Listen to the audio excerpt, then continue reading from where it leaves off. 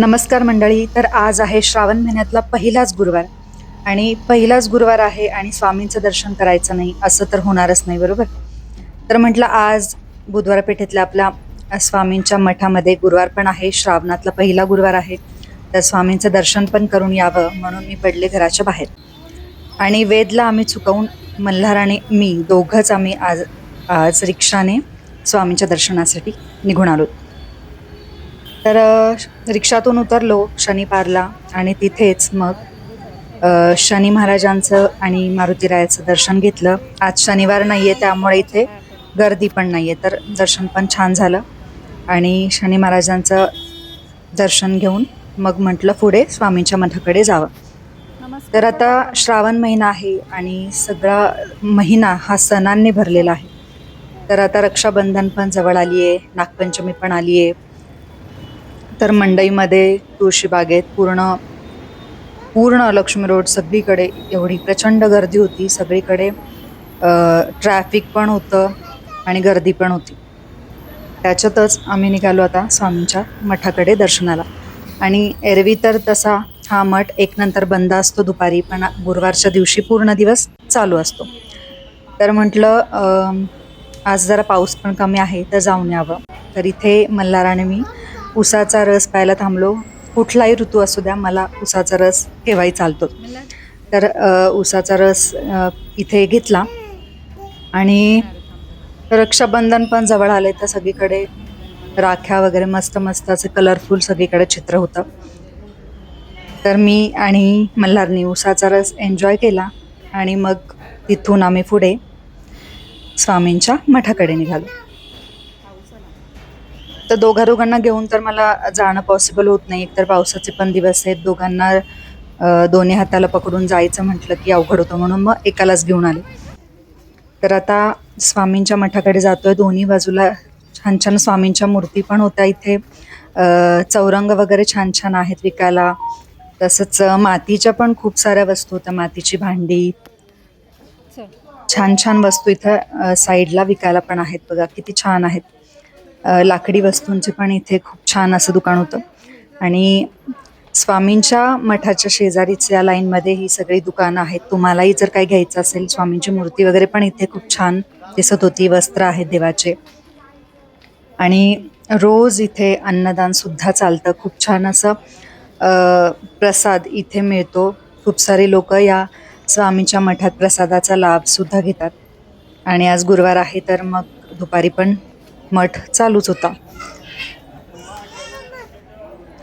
तर मठामध्ये एंट्री केल्यानंतर आज तर लाईनच असते. इतर वेळी आपल्याला डायरेक्टली दर्शनाला जाता येतं, पण गुरुवारच्या दिवशी मात्र खूप मोठी लाईन असते. त्यामुळे दुसऱ्या साईडने पुन्हा इथून जाऊन दुसऱ्या साईडने आम्हाला लाईनमध्ये उभं राहावं लागलं. पण लाईनीचं एवढं काही इश्यू नसतो, कारण लाईन पटापटा पुढे सरकते, जास्त वेळ आपल्याला थांबावं लागत नाही. तर आम्ही सुद्धा, मी आणि मल्हार जाऊन लाईनमध्ये उभे राहिलो. त्या काकांनी एक कुंकवाचा टिळा पण लावला आम्हाला. आणि त्यानंतर लाईनमध्ये उभं राहिलो. स्वामींचं दर्शन करायचं होतं. छान आज वार पण छान होता, दिवस पण छान आहे.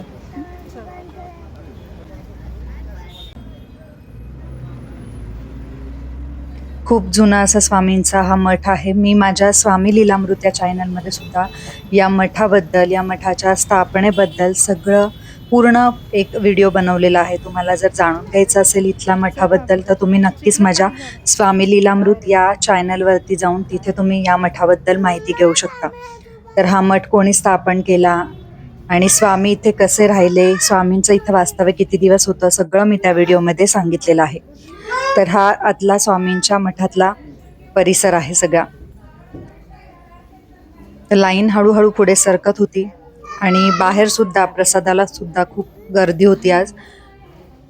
तर आपण कधीही जर मठात तुम्ही गेलात तर नक्की आवर्जून तुमच्या परीने जेवढं होईल तेवढी नक्की तुम्ही अन्नदानासाठी इथे देणगी देत जा, कारण इथं रोज अन्नदान चालतं आणि आपला स्वतःचा एक खारीचा वाटा म्हणून आपण सुद्धा एवढं करूच शकतो. तर समोर इथे छोटं वडाच्या झाडाखाली दत्ताचं मंदिर आहे.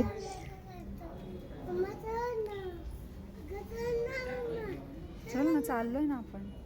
गुरुवारच्या दिवशी स्वामींचे भक्त खूप संख्येने इथे गर्दी करतात स्वामींच्या दर्शनासाठी. थांब, ते काकांना जाऊ दे पुढे. त्यांच्या मागे थांब.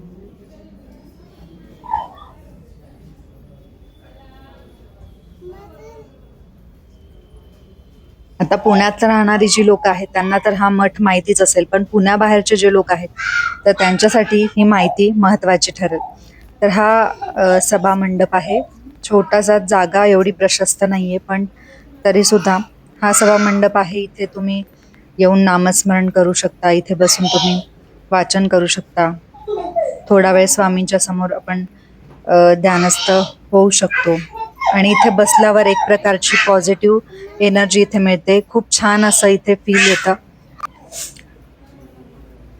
मी या मठामध्ये गेल्यानंतर वेळ नसला तरी सुद्धा कमी कमी 5 मिनिटं तरी मी या सभा मंडपात बसते, नामस्मरण करते. खूप छान वाटतं, खूप छान फील होतं इथे बसल्यानंतर.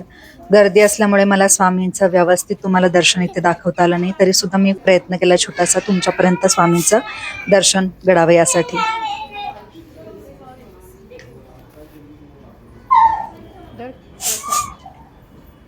या मठामध्ये स्वामींचं अजूनही वास्तव्य आहे. स्वामी इथे वास्तव्याला होते. आम्ही दर्शन घेतलं स्वामींचं आणि आता तिथून पुन्हा घराकडे निघालो. पाऊस पण थांबलेला होता, त्यामुळे खरंच खूप मदत झाली, नाही तर पावसामुळे फारच गडबड होऊन जाते सगळी. तर अशा पद्धतीने आज श्रावणातल्या पहिल्या गुरुवारी स्वामींचं सुद्धा दर्शन झालं. या दुसऱ्या साईडनी तुम्ही बघू शकता इथे जेवणासाठीची ही पंगत बसलेली आहे, म्हणजेच अन्नदान सेवा इथे चालू असते आणि कायम इथे अन्नदान चालूच असतं. श्री स्वामी